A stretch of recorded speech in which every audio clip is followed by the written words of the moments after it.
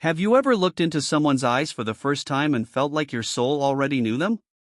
No words, no awkwardness, just a deep calm, like your heart exhaled and whispered, "You're safe here." That kind of meeting isn't random. Carl Jung called it synchronicity, a meaningful coincidence where two people connect not by luck, but by energy. It's when two souls vibrate at the same frequency, and something inside both of them instantly recognizes it. You can meet hundreds of people and feel nothing. Then one person appears, and everything changes. It's not about looks, charm, or timing. It's about resonance, a deep inner recognition. It's like your soul is an instrument, and they strike a note you didn't know existed. They awaken something that's been sleeping inside you. But here's the truth, you don't fall in love with them. You fall in love with the version of yourself that comes alive when you're with them. Maybe they soften you after the world made you hard. Maybe they challenge you to grow. Or maybe they reflect your pain so clearly that you finally face it. That's the beauty of synchronicity. These people don't always come to stay. They come to awaken you. They arrive when your soul is ready, not when your life is perfect, but when you're open enough to learn. Some people are storms that shake you, not to destroy you, but to reveal what's been asleep within you. So when you meet someone and it feels like destiny, don't just ask who they are. Ask what part of you they're reflecting back. The soul's timing is never wrong. Every encounter carries a message if you're quiet enough to listen. Have you ever wondered why you keep attracting the same kind of pain, the same heartbreak in different faces? It's not bad luck or fate, it's your unhealed self choosing familiar patterns. We don't attract what we want, we attract what we are. If you carry wounds of not feeling enough, you'll meet people who treat you that way. If you fear being left, you'll be drawn to people who disappear. If your self-worth is fragile, you'll find those who test it. The universe isn't punishing you, it's teaching you. Every painful relationship is a mirror showing you what still hurts inside. But most people don't see that. They blame the other person instead of looking at the reflection. The one who ghosted you showed your fear of abandonment. The one who made you chase love revealed your belief that you have to earn it. The one who avoided emotion mirrored your own fear of vulnerability. Every person is a message. Some are your destiny. Others are your lesson. The secret is knowing which is which, so you stop clinging to what was meant to awaken you and start growing into the person your soul has always been trying to become. Every heartbreak is a wake-up call. And here's the truth, you can't heal in the same place where you were hurt. But you can heal by understanding why you were drawn to that pain in the first place. There are people who enter your life like fire, fast, intense, unstoppable. They don't ask for permission, they just appear, and suddenly everything changes. You weren't looking for them, maybe you weren't even ready, but something about them feels like home, like your soul recognizes them. The connection is strong. The conversations flow until 3 a.m. The silence feels safe. You start to think, this must be fate, this must be love. Then one day, they're gone. And you're left wondering how something that felt so real could disappear so quickly. You question yourself, was it real, or was it just in your head? But here's what most people don't want to accept, not all soulmates are meant to stay. Yes, the connection was real. Yes, it mattered. But that doesn't mean it was forever. Some soulmates come to wake you up. They appear when your soul is asleep, when you've forgotten your worth or settled for less than you deserve. They arrive to shake you, to burn away your illusions, to break your heart open so you can finally grow. It hurts because it's meant to. Growth always does.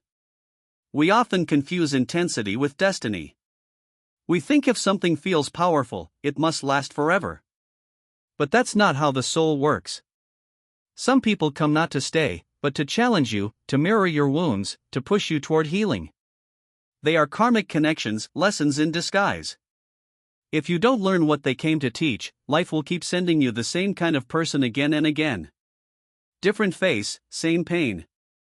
Until one day you stop asking, why did they hurt me, and start asking, what did this awaken in me that needed healing? Every storm leaves behind clarity. Every wound carries wisdom. Every goodbye creates space for you to meet your true self. Some people aren't chapters in your story, they're sentences that change your direction forever. They weren't here to love you forever. They were here to help you love yourself better. So instead of resenting their leaving, thank them for what they stirred in you. Because that chaos pushed you toward your truth. And when you finally heal, when you stop romanticizing pain, you'll see that your greatest soulmate is the version of you that chose growth over attachment. We live in a world obsessed with finding the one, the perfect soulmate who will complete us. But here's the hard truth: no one can complete you if you haven't completed yourself. Love that comes from emptiness isn't love, it's need. It's trying to fill a hole that only you can fill. You attract what you are, not what you wish for. If you carry chaos inside, you'll meet people who reflect that chaos back to you. It's not punishment, it's the universe matching your energy. That's why the broken often fall for the unavailable, the insecure chase the distant, and the lonely accept less than they deserve. It's not fate, it's frequency. Energy doesn't respond to what you say you want. It responds to what you believe about yourself. If you move through life hungry for love, attention, or validation, you'll attract partners who feed that hunger, not your peace. They'll bring intensity, not stability. It'll feel like passion, but it's really pain disguised as love. Real love doesn't feel like addiction. It feels like peace. It doesn't start when you find someone, it starts when you become someone whole. Wholeness doesn't mean you never get triggered, it means you no longer expect someone else to fix you. You've faced your shadows, healed your wounds, and learned to give yourself the love you once begged for. When you're whole, you stop chasing people who make you feel empty. You start attracting people who match your calm. You stop confusing drama for depth and start building something real. This isn't magic, it's energy. When your frequency changes, so do your relationships. The people who once felt exciting start to feel chaotic. The ones who ignored you lose their hold.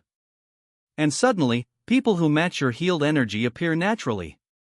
Love finds you when you no longer need it to save you. It finds you when you stop asking, "Who will complete me?" and start saying, "I am whole. I am enough."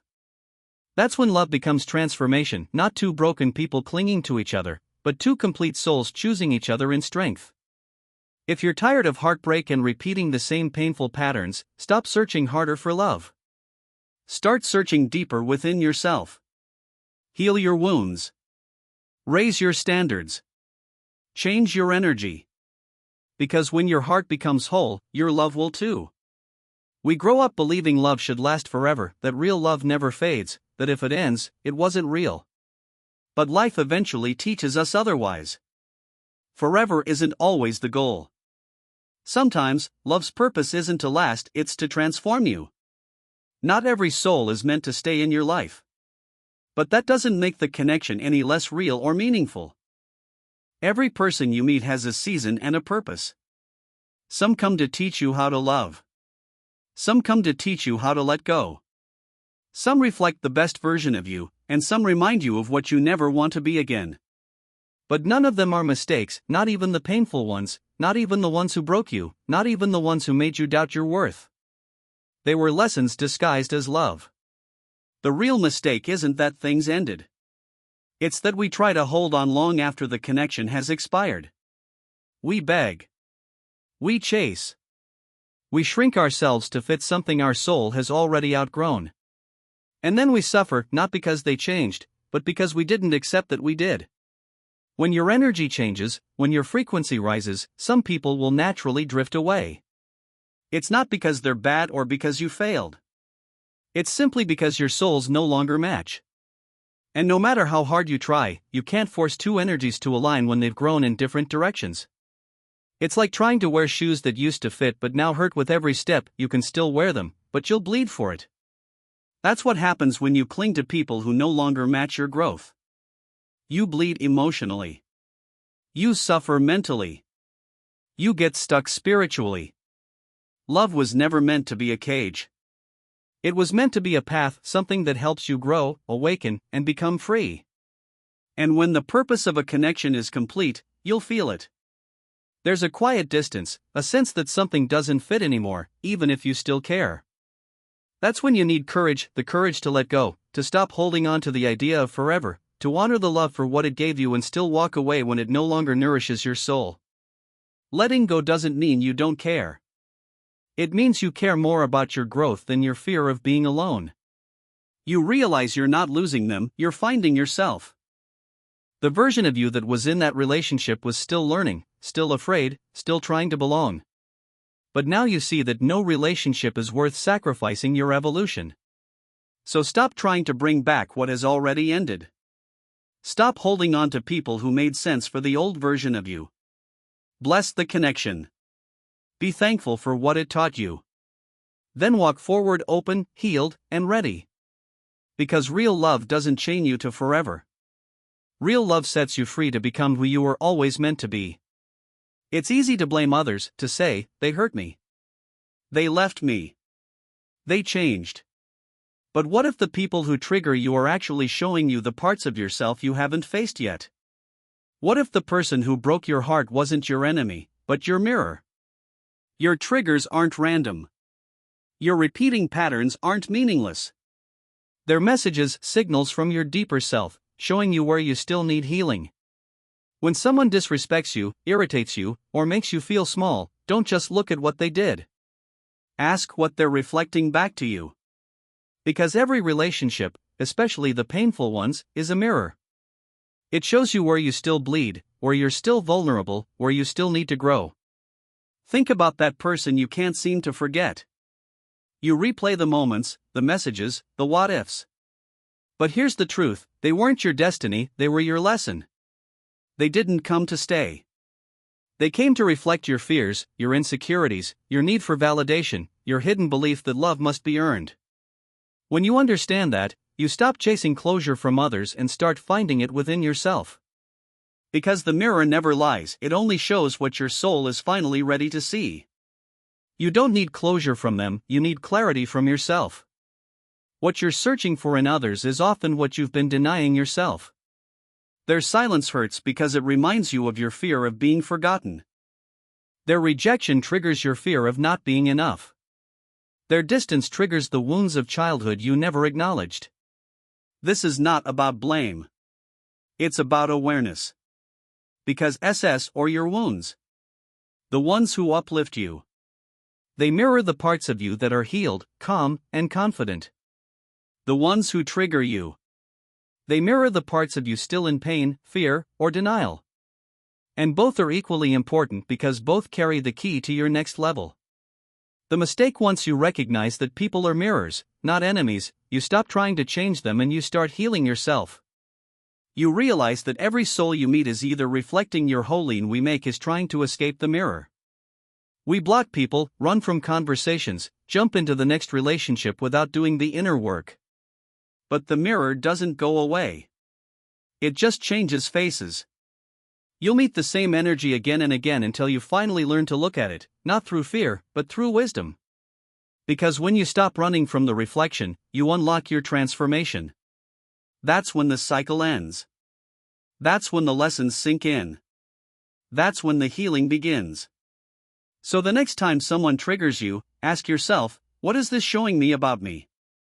That's not weakness. That's power. And that clarity, that uncomfortable truth you face in the mirror, that's the doorway to your evolution. Because the mirror never lies. But it does show you the truth you've been ready to see all along. Chapter 7. When two whole souls meet, there comes a moment. After all the heartbreaks, after the toxic cycles, after the long nights spent questioning your worth, when something inside you begins to shift. You stop chasing. You stop begging. You stop molding yourself into shapes just to be loved. And instead, you start doing the real work. You look in the mirror and confront the wounds you try to bury. You untangle your childhood stories, the ones that told you love had to be earned. You hold space for your shadows instead of running from them. You learn to give yourself the very validation you spent years craving from others. And somewhere along the way, you heal.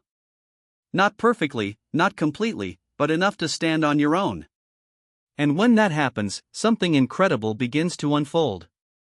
The right soul arrives not to fix you, not to complete you, but to meet you exactly where you are. There are no games, no manipulation, no chasing, no anxiety masked as passion, just resonance, just alignment, just peace. You don't have to explain your worth. You don't have to perform to be seen. You don't have to fear their silence because their presence feels like home. This is the kind of love that doesn't ignite chaos. It calms it. It doesn't leave you questioning. It makes you feel sure. And for the first time, love doesn't feel like drowning. It feels like breathing. You laugh more. You rest easier. You trust deeper. Not because they're perfect, but because you are whole enough not to collapse if they aren't. You don't need them to save you. You've already saved yourself. You don't need them to fill the void. You've already filled it with purpose, with healing, with growth. So what happens when two whole souls meet? Magic, but not the kind that blinds you, the kind that builds you. It's not fireworks that burn fast. It's a slow-burning fire, warm, steady, and real. There's no obsession, just deep recognition. Like two travelers who have finally made it home after lifetimes of searching. You don't complete each other because you were never incomplete. You complement each other. Their presence doesn't fix your life.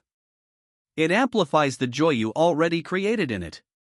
Their love doesn't patch up your wounds. It honors the strength you built by healing them.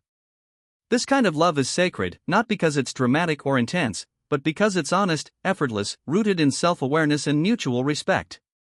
It's the reward for all the inner work. The prize for finally choosing yourself. The divine alignment that shows up after you stop settling for chaos in the name of connection. So if you're still in the middle of your healing, if you're still peeling back the layers, still learning to sit with your pain, keep going. Because when you've done the work, when you've made peace with your past, when you've fallen in love with your own presence, that's when your person arrives not to rescue you, but to rise with you. The Carl Jung Challenge. So here's the challenge. Not just from me, but from life itself. Stop searching for love. Start searching for you. Because the love you're craving, the deep, safe, soul-shaking connection you dream about at night, it's not hiding in someone else. It's hiding in you. The person you're hoping to find, they can't meet you until you meet yourself. And not just the polished parts, not just the goals, the smiles, the strengths. I'm talking about the parts you've buried. The fears, the guilt, the shame, the wounds.